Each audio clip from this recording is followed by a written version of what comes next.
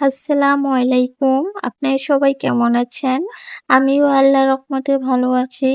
আমার ভিডিওটি কাছে কিংবা দূরে, দেশ কিংবা দেশের বাহিরে যারা দেখছেন তাদেরকে অসংখ্য ধন্যবাদ।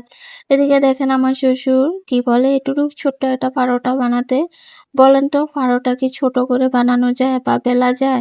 সিদ্ধ আটা হলে বেলা যায়। এদিকে শাশুড়িমার আমার খুব রাগ হয়ে গিয়েছে বাবার উপর। সবসময় পারোটা বলে ছোট ছোট করে বানাতে, না বেলুন দিয়ে হিলানো যায়, কিছুই করা যায় না। এদিকে আমার শিফা মা বেলুন দিয়ে রুটিটা বানাতে পারে, তার জন্য মোড়া উপর উঠে তারপর বেলছে। যাই হোক, নাস্তা শেষ করে এদিকে এই যে রান্নার আয়োজন চলছে। গরু মাংস আলু দিয়ে ঝোল করবে, ডিম ভুনা করবে।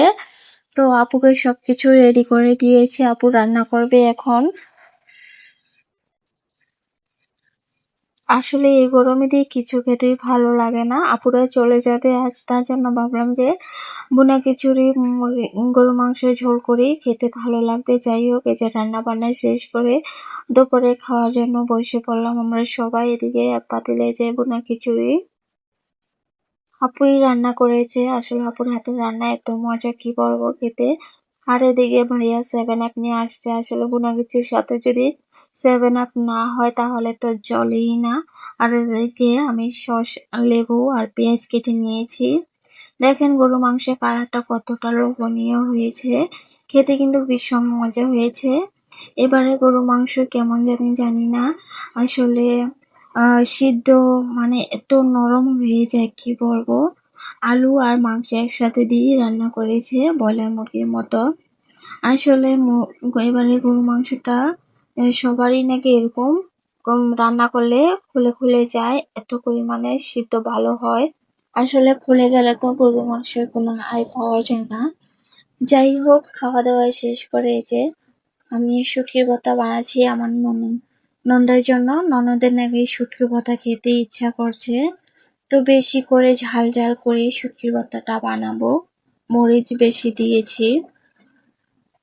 আপু বলতেছে একটু ঝাল ঝাল করো, খেতে ভালো লাগবে।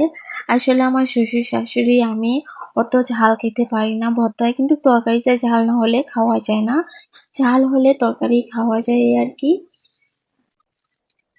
আমার ভিডিওটি যদি ইউটিউব চ্যানেল থেকে দেখে থাকেন প্লিজ সাবস্ক্রাইব করে পাশে থাকবেন। আর পুরাতন আপু ভাইয়াদেরকে অসংখ্য ধন্যবাদ।